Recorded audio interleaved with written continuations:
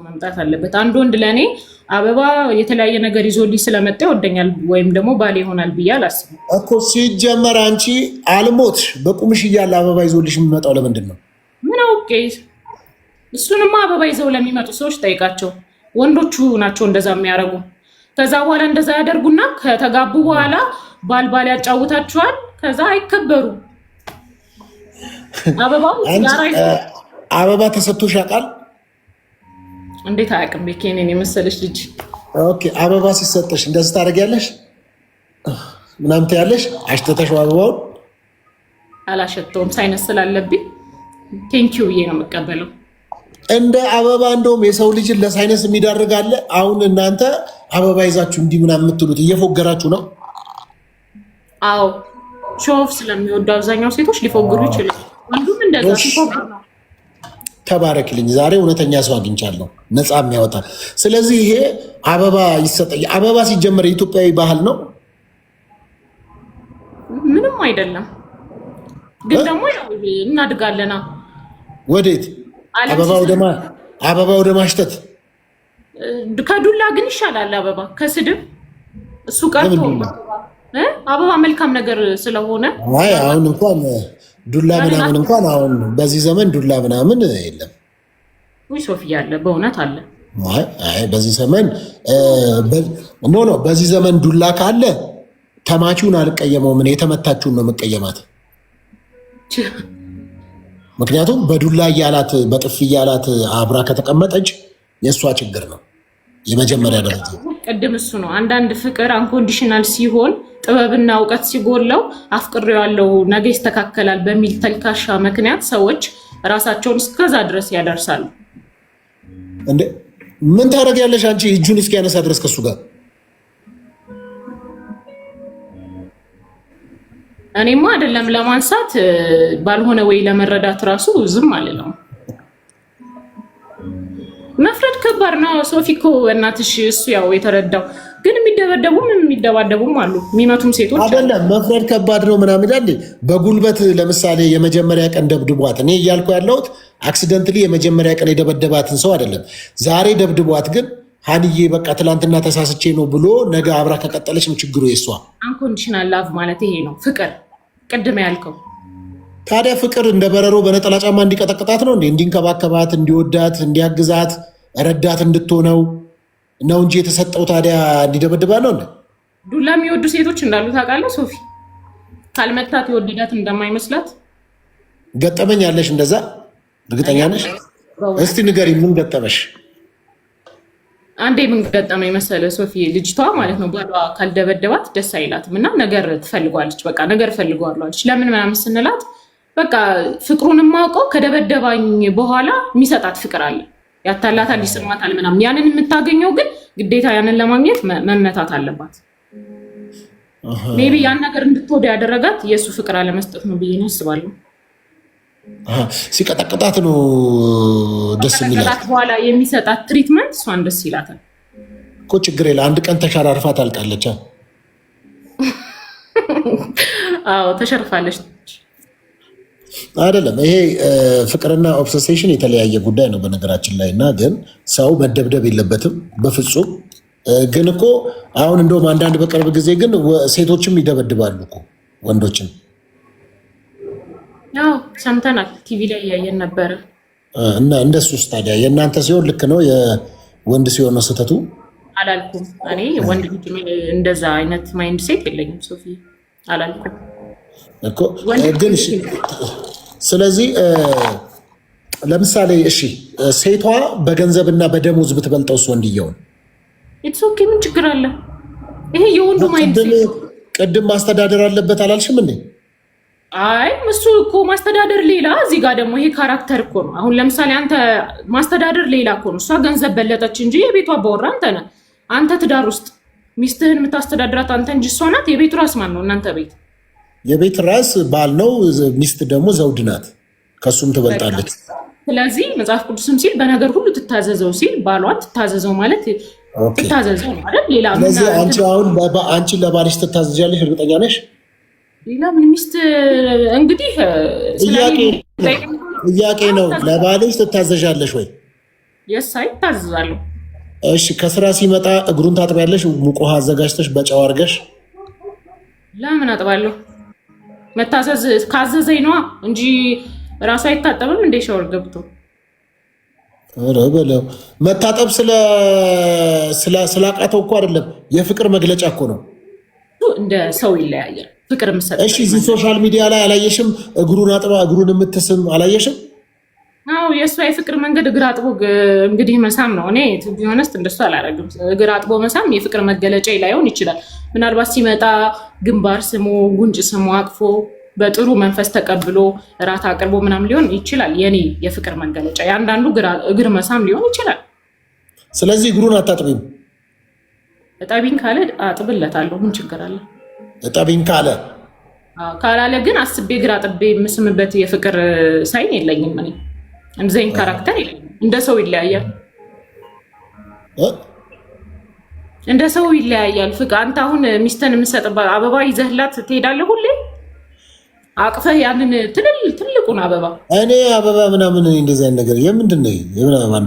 ከአበባ ይልቅ ቆንጆ ድንች በዳቦ ይዘሻት የምን አበባ ምናምን ነው? እንደዚህ አይነት ነገር ልክም አይደለም። ዘመናዊነትም አይደለም እንጂ ሳስብህ ሮማንቲክ ነው መስለኝ። ቸኮሌት እንደሱ አይነትም የምን ቸኮሌት ነው? ቸኮሌት ሚስቱ ጋር ይዞ የሚሄደው እንዲገርመኛል። ሴትዮዋ ሱፐርማርኬት ናት እንዴ? ሲጀመር ቸኮሌት ምናምን ይሄ ለስኳር በሽታ የሚዳርግ ለፋት የሚደርግ ምን ሊጠቅማት ነው ቸኮሌት ይዞ የሚሄደው? መጀመሪያ ቸኮሌት ይዞ ከሚሄድ ለሴትዮዋ ሰላም ይስጣት። እሱ ራሱ ትልቅ ስጦታ ነው። ምናልባት ሰላም ሰጥቷት ደግሞ የፍቅር መገለጫው ቸኮሌት ቢሆንስ? ሄዳ ትግዛ። እንደሱማ ከሆነ እሱ ቢገዛላት ምን ችግር አለው? አሁን ሚስት ቸኮሌት አምጣልኝ ብትል ደስ አይለም? ብትወስድላት ሆነስቱ ነህ መልስልኝ። ምን አበባም ይሁን ቸኮሌትም ፈልጌያለሁ አምጣልኝ ሶፊዬ ብትል ትከለክላታለህ? ኧረ እኔ አልገዛም። ሶፊ እኮ የፍቅር ሰው ነው ጋይስ። እኔ አላምነውም ውስጤ አልገዛም። እኔ ለምን መሰለሽ የማልገዛበት ምክንያት ካሎሪ አለው፣ ፋት አለው። ምን ይጠቅማል? አሁን ጣፋጭ ነገር ይሄ ቸኮሌት፣ አይስክሬም ምናምን እነዚህ ምንም አይጠቅሙም። ግን ትልቁ ቁም ነገር ምን መሰለሽ፣ በዚህ ዘመን አሁን የአንዲት ሴት ወራዊ ወጪ ምን ያህል ይሆናል? እንደ ሴቷ እኮ ምን ያህል ይሆናል? አሁን ያንቺ ወራዊ ወጪሽ ምን ያህል ይሆናል? ኧረ እኔ ላላወጣም እችላለሁ። ሲኖረኝ ያጌጣለሁ፣ ከሌለኝ በዜሮ። ኖ ሂማኔር አላችሁ፣ ሜካፕ አላችሁ። ሂማኔር አለ፣ ሜካፕ አለ፣ ወጪ አላችሁ። እሷ የደላት ሌክዠሪ አልፎ ተርፎ የደላት ነው። ሂማኔር በየወር የደላት ነው። ሶፊያ አሉ ደግሞ ምንም የማያወጡ የእናት የአባታቸው ምግብ በልተው ወክ አድርገው የሚገቡ። ኦኬ ሙያ ላይስ እንዴት ነሽ አንቺ? ምንድን ነው ምግብ የምትሰሪው? ምን አይነት ምግብ ጎበዝ ነሽ? ታጋባኝ ነው ሶፊያ? ኧረ እኔ አላልኩም፣ ጥያቄ ነው። እኔ ላጋባሽ አላልኩሽም። እኔ ጎበዝ ነኝ። እንጀራ ትጋግሪያለሽ? እኔ በ14 ዓመት ነው እንጀራ መጋገር የጀመርኩ። እድሜ ለእናቴ። ኦኬ ዶሮ ወጥ ምናምን ትሰሪያለሽ? ሲጀመር አይጠየቅም እኮ የኢትዮጵያን ሴት እንደዚህ አጠይቅ። ወንዶች ሶፊያ አታበሳጨኝ። ዶሮ ትሰሪያለሽ ተብሎ አይጠየቅም። ሴት ልጅ ሲጀምር ሁሉ ነገር የኢትዮጵያ ሴት ትሰራለች። እንጀራ ትጋግራለች፣ ወጥ ትሰራለች። መጠየቅ ራሱ የለብንም። እኔ እንደውም ከዚህ በኋላ ሴቶች ስሙ፣ እንደዚህ ስትጠየቁ መበሳጨት፣ አግሬሲቭ መሆን አለባችሁ።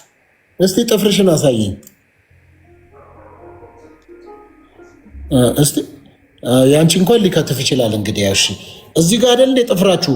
እዚህ ጋር ጥፍር ኖሮ እንዴት አድርጎ ነው ለመክተፍስ ይመቻል? አሁን ጊዜው እረቋል ሶፊዬ። ሽንኩርት ላጥ አድርገህ ትከተዋለህ፣ ይከተፋል። ሁሉም ነገር ማሽን ስለሆነ ኖርማል ነው። ጥፍር የምትሰራ ሴት ሙያችንን ብሎ ማሰብ በጣም ይከብዳል። ልሰራ ትችላለች። ተረዳኸኝ?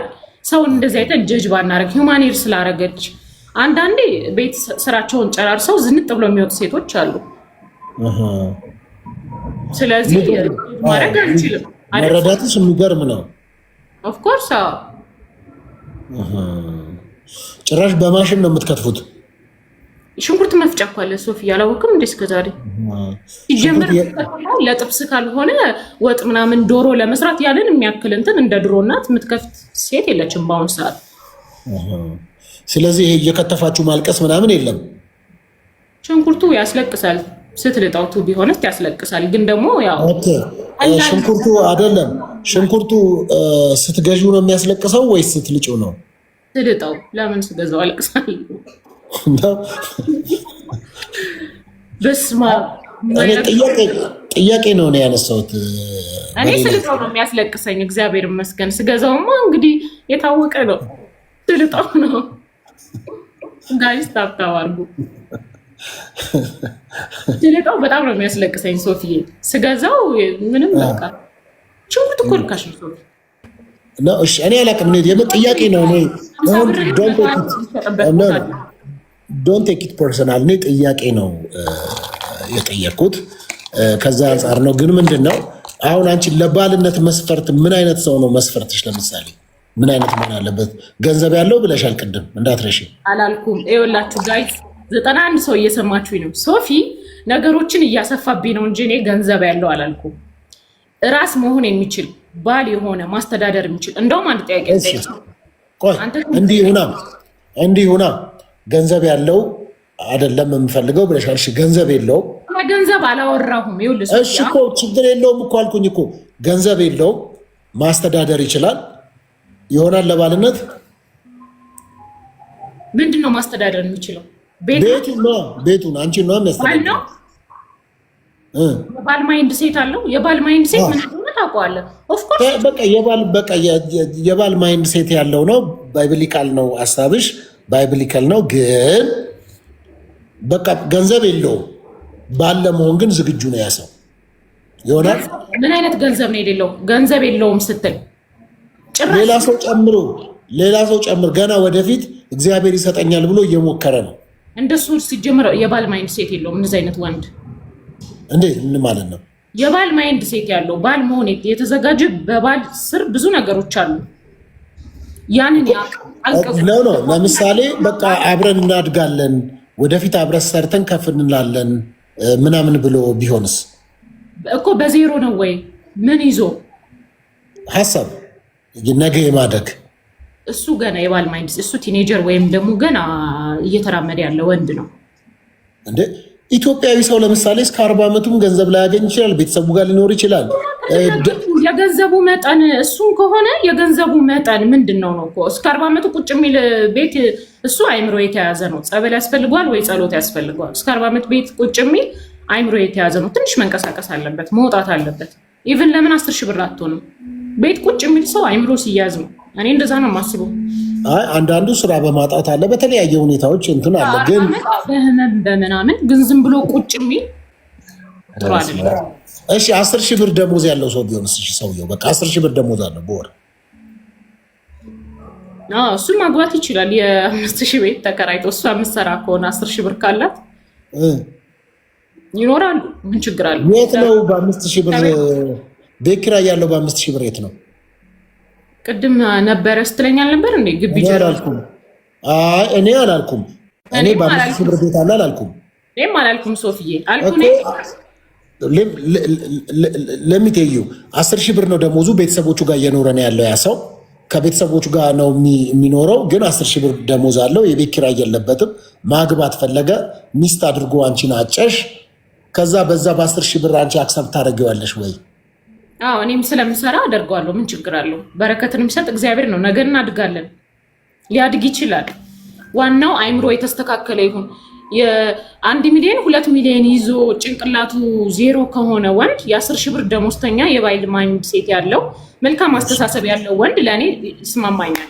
ለእኔ ብቻ ለብዙ ኢትዮጵያውያን ሴቶች አይምሮ ያለው ሰው ነው የሚፈልጉት። እሺ 2 ሰዎች ላስቀምጥልሽ። ገንዘብ አለው፣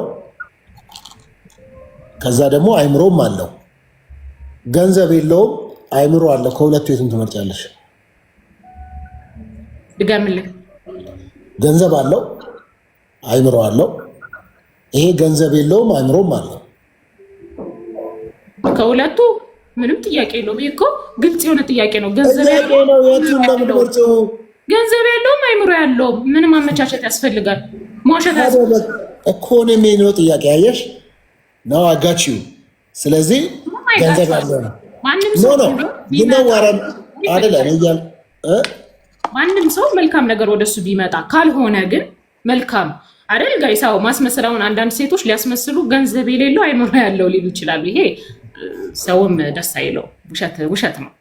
በእግዚአብሔር ፊትም በሰው ፊትም ሞገስ አያስገኝም። ጋይስ ጻፉልኝ፣ ልክ ነኝ። ስለዚህ ማንኛውም ሰው የሚመኘው መልካም ነገር ነው።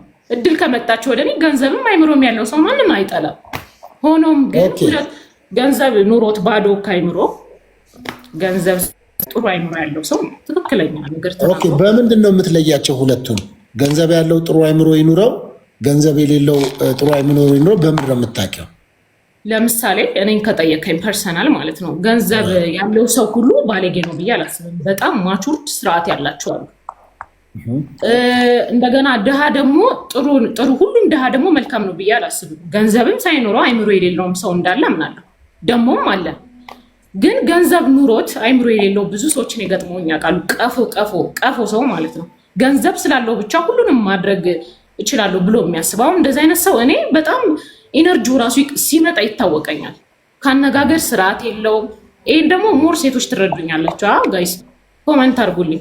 ብዙ ሴት ትረዳዋለች። ገና ካወራሩ ዲስሪስፔክት የሚያደርግ ስነ ምግባር የሌለው ሁሉም ነገር አፉ ላይ እቃና ቁስ ብቻ። ሁሉም ሴት በቃ እንዴት ነው በእጁ ማድረግ የሚችል ያለው አስተሳሰብ ያለው ገንዘብ ያለው ወንድ አለ። በዛው ልክም ደግሞ ገንዘብ ኑሮት የባይል ማይንድ ሴት ማቹርድ የሆነ ሰው አለ። እኔ አውቃለሁ። አብዛኛው ሰው ያውቃል። ወንድም ቢሆን ያውቃል። ወንድም እኮ ሚስት የምትሆንና ለሚስትነት የምትሆንና ማትሆኗን ሴት ራሱ ለይቶ ያውቃል። ሴቱ ግን ብዙ ጊዜ ይሸወዳል፣ አይመስለውም። እንደ ወንድ እንደውም አይምሮን የሚጠቀም ሰው የለም ብዬ ነው የማስበው እኔ። ኦኬ ጥሩ። ግን እስቲ አንቺ መጽሐፍ ቅዱሳዊ ባል ነው የምትይው ወይስ?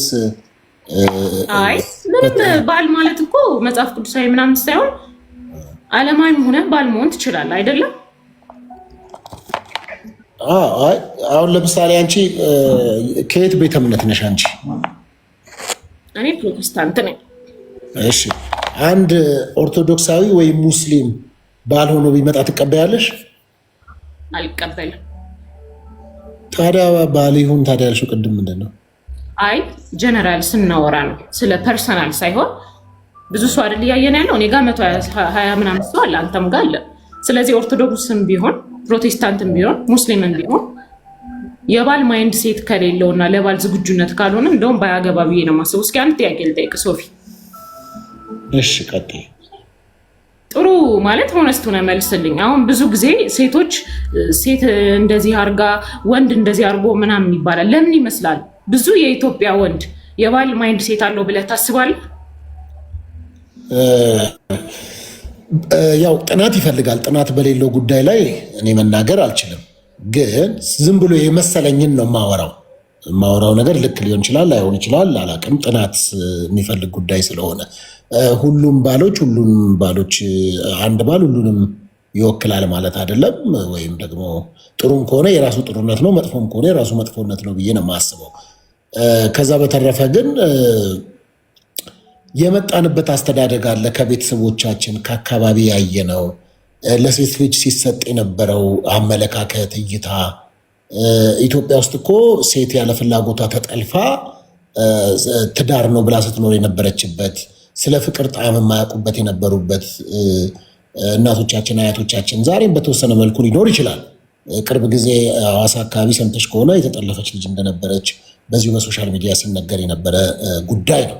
ስለዚህ ከዛ አንጻር ያንን አይነት ነገር ፊድ ሲደረግ የመጣ ትውልድ ስለሆነ በብዙ ችግር አለ። ግን ደግሞ አሁን የተሻሻለም ነገር አለ። በብዙ ትምህርት ቤቶች ከሰዓት በኋላ 9 ሰዓት ላይ ብትሄጂ ብዙ አባቶች ልጆቻቸውን ከትምህርት ቤት ሲያወጡ፣ ልጆቻቸውን ትምህርት ቤት ሲያደርሱ፣ መዝናኛዎች አካባቢ ልጆች ለምሳሌ በቤተክርስቲያን ልጆችን ለእግዚአብሔር የመስጠት ጊዜዎች አሉ። የዛ ሰዓት ላይ ድሮ እናቶች ናቸው ልጆቻቸውን ይዘው ወደ መድረክ የሚመጡት ምናምን የነበረው። አሁን ግን አባቶች ልጆቻቸውን ይዘው ወደ መድረክ የመምጣት ኢንቲሜሲያቸው ከልጆቻቸው ጋር ጥሩ፣ አሁን ዘመናዊ የሚባሉ ወንዶች እንደሱ አይነት ነገሮች አሉ።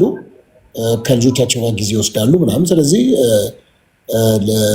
አሁን በተሻለ ሰዎች አሉ ብዬ አስባለሁ። የተሻሉ አባቶች ተፈጥረዋል ብዬ አስባለሁ። የድሮ አባቶች መጥፎ ናቸው ፈልጌ ሳይሆን የድሮ አባቶች በብዙ ችግር፣ አንዳንዱ በወታደርነት፣ የተለያየ ቦታ የሚዞሩ ከክፍለ ሀገር የሚሄዱ የነበሩ ስለሆኑ ብዙ የአባትነት ጊዜ ለልጆቻቸው ላይሰጡ ይችላሉ ካለባቸው ኃላፊነትና ጫና የተነሳ እና አሁን የተሻለ አባት አለ ብዬ አምናለሁ።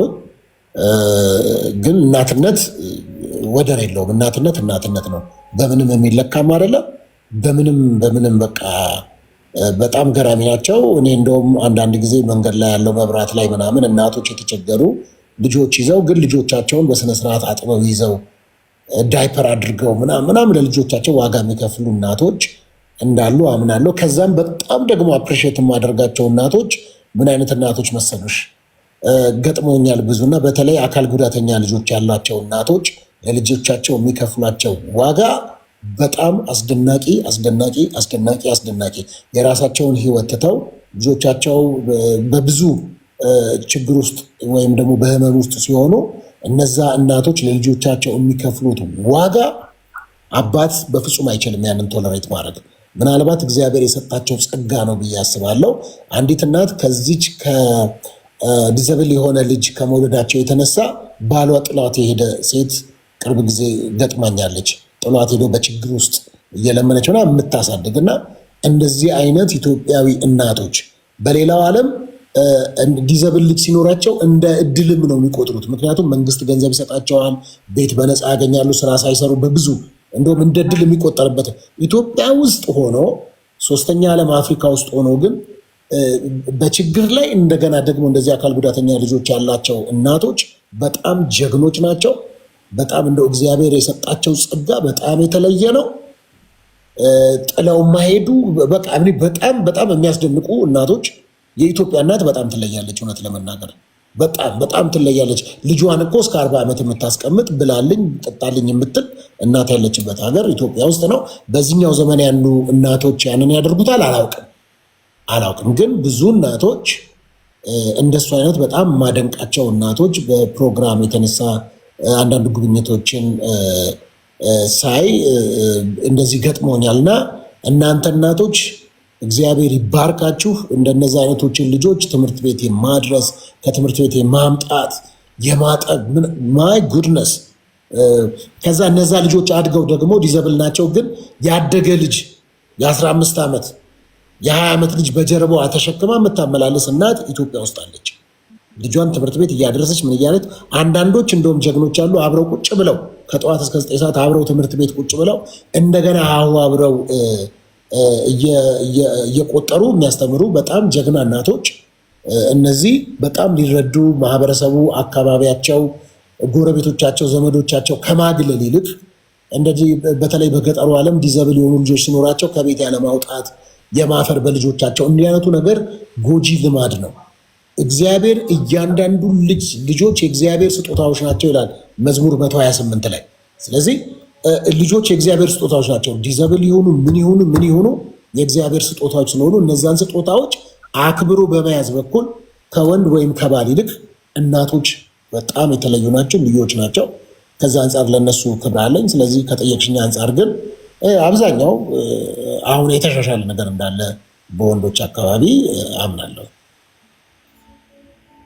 በጣም ጥሩ ከወሬህን የተረዳሁት ያው ስለ ሴት ያለህን መልካም አመለካከት ነው። አሁን ያሉት ወንዶች ይሻላሉ ብለህ ማሰብህ ጥሩ ነው። ግን እስኪ አንድ የኔን እይታ ልንገር ሶፊ። የኛ ጀነሬሽን ጥሩ ሴት ሚስት የለም የሚባለው ነው ማለት ነው። የድሮ የኛ እናቶች በጣም ዋጋ ከፍለዋል አይደል? መልካም እናቶች ናቸው፣ ምንም ጥያቄ የለውም። ግን እንዴት ነው ያደግነው? እኔ ብዙ ጊዜ ላይቭ ላይ አወራዋለሁ። እኛ ሴቶች እንዴት ነው የኛ ጀነሬሽን እንዴት ነው ያሳደጉ እናቶቻችን? ማንም ሰው ጠይቆ አያውቅም አይደል? እንዴት መሰለ ያደግነው? እነሱ ያደጉበት ሲቹዌሽን መልካም አልነበረም። ብዙ ዋጋ ከፍለዋል ለልጆቻቸው፣ ለቤታቸው። ስለዚህ ያንን ዋጋ እኛ እንዳንከፍል ከልጅነታችን ጀምሮ አይምሯችን ላይ እየሰሩ ነው ያደጉት። በተለይ የኔ ጀነሬሽን ሴቶች በጣም ነው የሚረዱኝ። ግን ማንም ሰው የእኛን ጀነሬሽን አይረዳም። እኛ ስናድግ እንደኔ እንዳትሆኚ ብዙ እናቶች ናይንቲስ እናቶች ተጎድቶ ስላደጉ መልካም አባቶች፣ እኔ ጽንፍ አልይዝም። ጥሩ ወንዶች መልካም አባቶች እንዳሉ አምናለሁ። መልካም ባሎችም ወንዱ ልክ ክፉ ነው ብዬ አላምንም። ሴትም እንደዛው። ግን አብዛኛው ስናድግ እናቶቻችን ሲያሳድጉን ከባል ምንም እንዳንጠብቅ ባል ጎጂ እንደሆነ አብዛኛው ይህንን ሁሉም ሴት ይጋራኛል ብዬ አስባለሁ።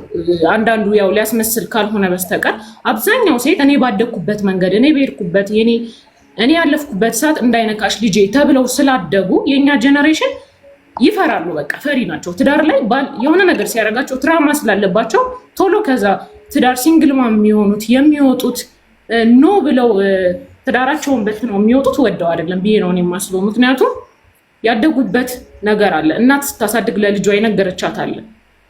ሙሉ ሴት እንደዛ እየተባለን ያደገው በራሷ እንድትቆም ከወንድ ምንም እንዳትጠብቅ ማንም ሰው እንዳይጎዳት ወንድ ልጅ በተለይ በቃ ባል የሚባለውን እንትን አይምሯቸው ላይ ጠፍቶ ልክ ባልን እንደ ባዳ እንደ ክፉ ታስቦ እንደዚህ እንዳትሆኝ እኔ ያለፍኩበት መንገድ እንዳታልፊ ተብላ ስለምታድግ ያቺ ሴት አሁን ላይ ሁሉን ነገር በራሷ ነው ማድረግ የምችለው። ኢቨን ልጅ ወልዳ እንኳን ከዛ ሰው ጋር ካልተስማማች ቶሎ ለቃ የምትወጣው ያ ትራማ ስላለ ነው። ግን ማንም ወንድ ተረድቶት አያውቅም። ያው ሴት እንደዚህ ነው፣ ያው ሴት እንደዚህ ነው ነው እንደዛ አይደለም። እኔ ሁሉም ሰዎችን እኔ ስነግር እንደዛ አይደለም። የመጣብን ትራማ ያሳለፍነው መንገድ ድሮ እናቶቻችን ያሳለፉትን ላለማሳለፍ የምናደርገው ጥረት ነው። በዛ ውስጥ ደግሞ የባል ማይንድ ሴት የሌለው ብዙ ወንዶች አሉ። መልካም አባት መልካም ወንዶች እንዳሉ አብዛኛው ግን ሶፊ እንዳለው ቅድም አበባ ይመጣል፣ ቸኮሌት ይመጣል። መጀመሪያ እጮኛ ላይ ያስመስላሉ። የባል ማይንድ ሴት አይኖራቸውም። ፍቅር ላይ ፍቅር ይጫወቱና ልክ ትዳር ሲይዙ የተገለጠ ማንነት ይዘው ይመጣሉ። ከዛ በኋላ መስማማት ያቅታቸዋል፣ ትዳር ይፈታል። ሴት ደግሞ እንደዛ ነው ብላ ነው የምታስበው። እኔ ግን ለወንዶች 50 ሰው አላችሁ እዚህ ጋር የምነግራችሁ እጮኝነት ላይ መጀመሪያ የባል ካራክተር ይኖራችሁ፣ እራሳችሁን ገልጣችሁ አሳዩ። ከተጋባችሁ በኋላ ቤት እንዳይፈርስ ነገሮች እንዳይበላሹ የባልም ካራክተር ከሆነ ማዘዝም ካለብን ኖ ማለት ካለብን ሪሌሽን ላይ ነው ማድረግ ያለብን። ከዛ በኋላ ሴቷን ሽፍት ብሌም አድርጎ ከመቆጣት ይልቅ ትክክለኛ ማንነታችሁን አሳይታችሁ ከዛ በኋላ ትዳር ላይ ነገሮች ይቀላሉ ብዬ ነው የማስበው። አይመስልም ሶፊ? አዎ ጥሩ ሀሳብ ነው። ያው እንደነገርኩሽ ያስተላለፍሽው ጥሩ መልእክት ነው። የሚሰማ ካለ ጥሩ መልእክት አስተላልፈሻል እና ያው በእርግጥ በመከባበር ውስጥ ከፍቅር ይልቅ ክብር ይበልጣል ብዬ ነው የማምነው። ከዛ ከክብር ውስጥ ደግሞ የሚወለድ ፍቅር ደግሞ ዘላቂነት ይኖረዋል። ስለዚህ በመከባበር ያው ወንድ ልጅ ክብር ይፈልጋል። በዛ ክብር መጽሐፍ ቅዱሳዊም ስለሆነ ቅድም እንዳልሽው እኛ ስንናገር እንደ እግዚአብሔር ቃል ስለሆነ የምናወራው፣ ሚስት ደግሞ በነገር ሁሉ እንድትገዛ መጽሐፍ ቅዱሳዊ ነው። እንግዲህ የአንቺ ጥሩ ሀሳብ ሼር አድርገሽናል። እንደዚሁ ብቅ እያልሽ አስተምሪን። በጣም ነው የማመሰግነው። በጣም ባርክሽ ክበሪ።